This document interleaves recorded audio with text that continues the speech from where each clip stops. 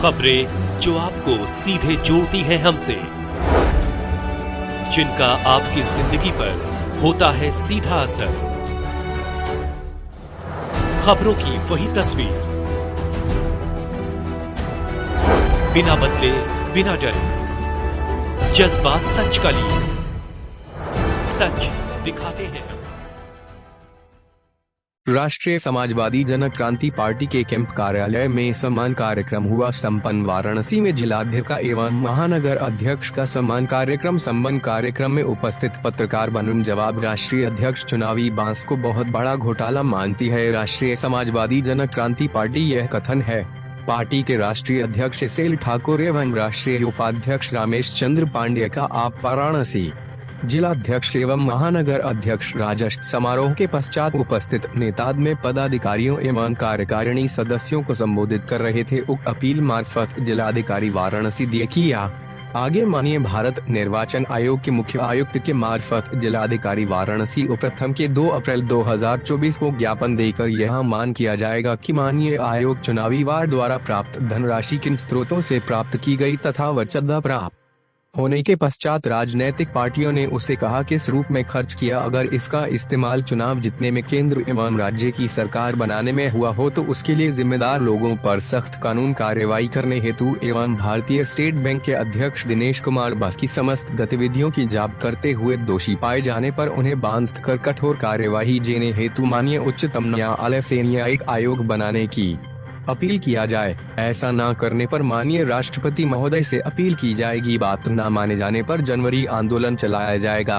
राष्ट्रीय समाजवादी जन क्रांति के वाराणसी संसदीय सीट के घोषित प्रत्याशी पारसनाथ केसरी को विभिन्न संगठनों ने समर्थन देना आरंभ कर दिया। आज प्रथम नागरिक अधिकार मंच के अध्यक्ष दिलीप कुमार सिंह ने, द्वितीय all India life insurance agents association के राष्ट्रीय अध्यक्ष एसएल ठाकुर ने एवं तृतीय गंगा अभियानम के भारत प्रमुख राकेश चंद पांडेय ने पार्टी प्रत्याशी को समर्थन करने का निर्णय का समर्थन पत्र दिया। कैंप कार्यालय में उपस्थित लोगों में जिलाध्यक्ष राजेश चंद्र शर्मा, एडवोकेट राजेश कुमार केशरी, महानगर अध्यक्ष इंद्र सेन, जिला उपाध्यक्ष अशोक त्रिपाठी, जिला महामंत्री विष्णु प्रसाद, जिला कोषाध्यक्ष उषा तिवारी, महिला मोर्चा के जिला संयोजक प्रत्याशी वाराणसी संसदीय सीट पारसनाथ केसरी, राष्ट्रीय सचिव संजय कुमार शुक्ला, राष्ट्रीय कार्यकारिणी सदस्य साहब लाल पटेल रहे। मैं एसएल ठाकुर। आज प्रेस वार्ता किस लिए की है? राष्ट्रीय अध्यक्ष राष्ट्रीय समाजवादी जन क्रांति पार्टी। आज मीडिया बंधु को कैंप कार्यालय में मैं उपस्थित होकर के विशेष करके आमंत्रित किया।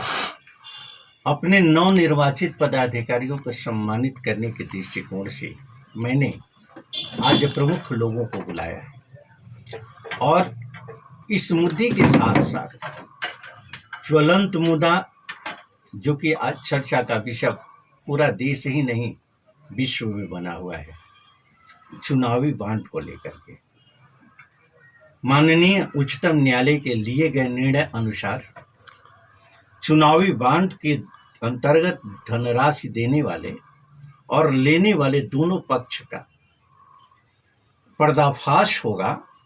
ये राष्ट्रीय समाजवादी जन क्रांति पार्टी का पूरा विश्वास है।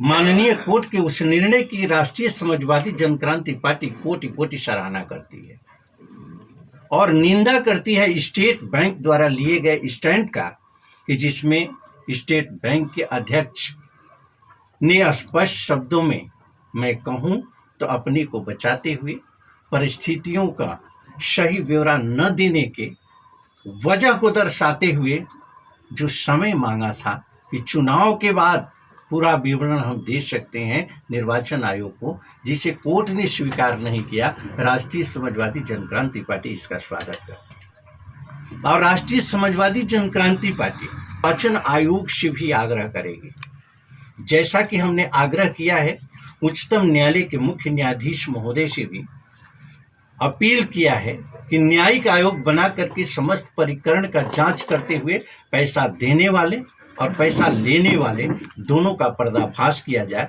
जिससे कि राजनीति में अगर मनी का इस्तेमाल हुआ है तो उसका पर्दाफाश हो, उससे सरकार बनी हो, सरकार गिराई गई हो या चुनाव में खर्च किए गए हों, वो पैसा आया तो कहाँ से आया, किसके द्वारा आया, किन परिस्थितियों में आया, इसका और आगे हम लोग भारत निर्वाचन आयोग से मांग करेंगे 2 अप्रैल 2024 को।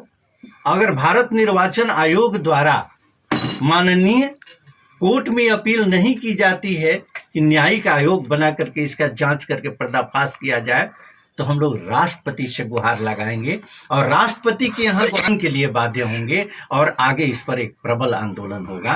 राष्ट्रीय समाजवादी जन क्रांति है। पारसनाथ केसरी राष्ट्रीय समाजवादी जन क्रांति पार्टी के राष्ट्रीय उपाध्यक्ष एवं बनारस से सांसद प्रत्याशी हूँ। मैं यहाँ पे सभी लोगों के आभार, आप लोग आए सबका आभार प्रकट करता हूँ, सारे मीडिया के लोगों का। मेरी जो है मोदी जी से और यहाँ के तमाम लोगों से एक अपील है। मोदी जी यहाँ से खड़ा होकर के अभी तक जो भी कार्य किए, जो भी देश में कर रहे हैं, वो सब क्या है, हम लोग सिरे से कुछ नकार रहे हैं उनकी बातों को, उनकी कार्यों को, क्योंकि हमारी जो जन समस्याएं हैं उसे वो न उभाड़ करके वो करते हैं कि अब मैंने रोड बना दिया, मैंने ये काम कर दिया, मैंने वो काम कर दिया, विश्व गुरु हो गए।